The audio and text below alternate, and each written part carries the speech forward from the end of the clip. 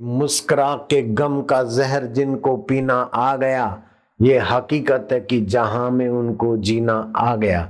लेकिन ऐसे डायलॉग बाज लोग भी रोते रहते हैं। कृष्ण ने डायलॉग बनाए नहीं, दिए नहीं, लेकिन श्री कृष्ण का जीवन तो ऐसा ही मुस्कुराकर गम का जहर पीना आ गया।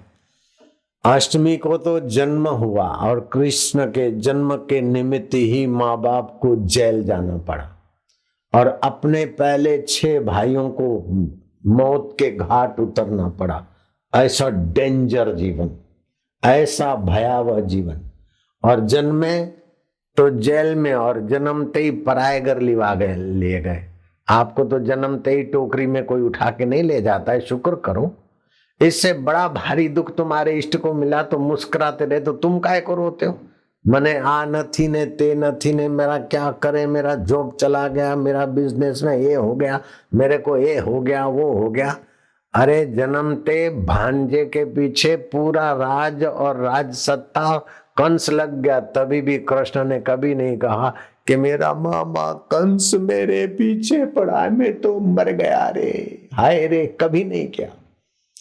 17 बार जरासंध को धूली चटाकर भेजा, लेकिन 18वीं बार जरासंध एकाग्र होकर कुछ तत्परता से आए तो श्री कृष्ण को बलराम के सहित भाग जाना पड़ा। ऐसा नहीं कि भगवान है तो सफल ही सफल होते रहे। भगवान है तो अपने आप में है, तो उसमें भी वही तो भगवान है। कभी कोई भगवान जीतता है, कभी कोई भगवान की सत्ता काम करती है। इसलिए ये ना सोचो कि सेठ है तो धनी धन रहे, कभी निर्धन भी हो जाता है। सत्ताधीश है तो कुर्सी पे ही बैठा रहे, कभी कुर्सी उस पर बैठ जाती है। इसी का नाम तो दुनिया है। डॉक्टर है तो मरीज कोई देखता रहे, मरीज को चंगा करता रहे। अरे कई डॉक्टर मरीज बन जाते हैं। अमेरिका का डॉक्टर में क्या, कैसा, तुम्हारा तो बहुत अच्छा है। अरे बोले थोड़ा प्रॉब्लम है। क्या प्रॉब्लम है? बोले दांत में ट्रीटमेंट लेने गया था। अब तू डॉक्टर है, दांत की ट्रीटमेंट लेने गया था, क्या प्रॉब्लम है? ये है, ये अभी मैं क्या आराम है? बोले नहीं है। अरे नींबू का रस घस दे, अपने आप ठीक हो जाएगा। और अपना आश्रम का लाल मंजन रगड़ दे। डॉक्टर राजीव का समाचार है कि अब ठीक हूं। तो कभी तो आप डॉक्टर के भी डॉक्टर बन जाते। ऐसे आपका अंतरात्मा की तो लीला निराली है। ये डेंटिस्ट बैठे हैं, बाप बेटे बहू ससुरा सब। बापूजी आपका दांत चेक करे, अब अपना ही चेक करो। मेरे दांत बहुत बढ़िया रहते क्योंकि मैंने लाल मंजन रगड़ना चालू कर दिया। मुझे डॉक्टर की जरूरत नहीं पड़ती, डॉक्टरों को मैं बता देता हूं। तो श्री कृष्ण डॉक्टरों के डॉक्टर है, वकीलों के वकील है, प्रेमियों के प्रेमी है, भक्तों के भक्त हैं और चेलों के भी चेले हो जाते। गोपियों के आगे नाचना पड़े तो इतने वैभव के धनी नाचने में संकोच नहीं करते, और भागना पड़ा तो नंगे पैर कृष्ण भागे। बलराम चलो जान बचाएं। जरासंध इस बार बहुत विकृत होकर आया है। अपन जूझेंगे तो और भी लोग मरेंगे, उनके भी अपने भी। चलो भाग, चलो जान बचाओ। भागे तो ऐसे भागे कि पैर में चप्पल नहीं, पगत्राण नहीं। और ऋषि मुनियों के आश्रम में चुपके से सत्संगी के वेश में रोटी पाते रहे और सत्संग करते रहे और सेवा करते रहे। जयराम जी बोलना पड़ेगा। इसीलिए तुम कभी ऐसा ना सोचना कि हाय रे हाय हॉस्पिटल छूट गई, आश्रम में रहना पड़ता है, झाड़ू लगाना पड़ता है। तुम्हारे ताऊ के ताऊ बाप के बाप कृष्ण ने भी किया है, तो आपको करने में क्या फर्क पड़ता है? नारायण हरि नारायण हरि। अब शिष्य के शिष्य कैसे कृष्ण?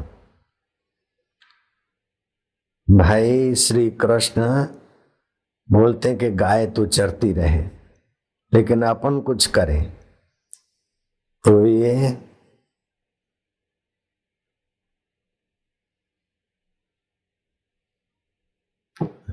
ऋग्वेद में लिखा है कि जीवन में नृत्य भी होना चाहिए। हाथ कब कैसा लंबा करना चाहिए?